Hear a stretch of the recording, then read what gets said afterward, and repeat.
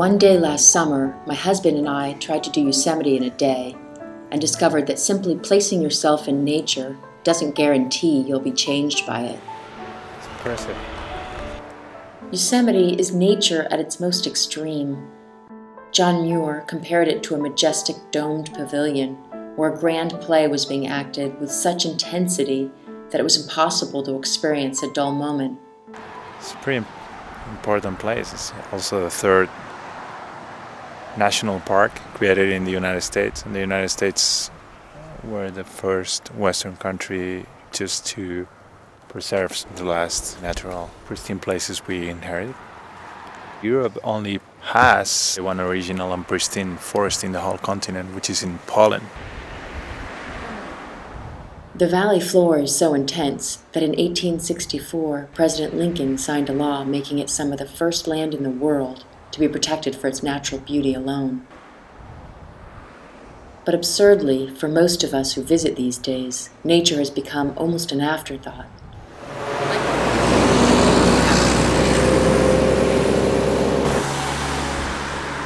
Maybe I didn't step far enough off the beaten track, but it felt too easy to confuse nature here for a theme park. What do you think? What do you think? Better than fireworks, guys? I think the water's prettier. 3.7 million people visit the park every year, and most spend their time in the 7 square miles that is the valley floor. The park has tried to encourage people to use the free hybrid shuttle buses, but in summertime, the place is packed with personal vehicles. What? You just wait for an opening. You know, I find it a little bit overwhelming and sad and even pathetic. The fact that sorry, but I go. The fact that there's congestion, like a car jam inside of a national park. And yet, with all my annoyance at the traffic and tourism here, I wonder if even a very short-term trip can't act as a gateway to learn more. Speeding kills bears. Traffic jams slowly kills trees. After our visit, I read that the trees here are shrinking. Many of them date back before Christ and are huge with age, but scientists have found that the number of trees with large diameters fell by 24% from the 1930s to the 1990s, and they think air pollution and climate change may play a role. It's a delicate dance to encourage a love and respect for this place via mass tourism and protecting the fragile ecosystems here.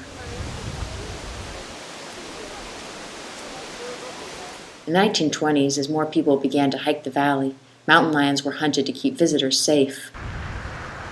According to a recent paper by Oregon scientists, this had a cascade effect. Fewer cougars meant more mule deer alive to eat more black oak seedlings, which meant fewer oaks and more conifers, and therefore more grass and ferns, and less native plants.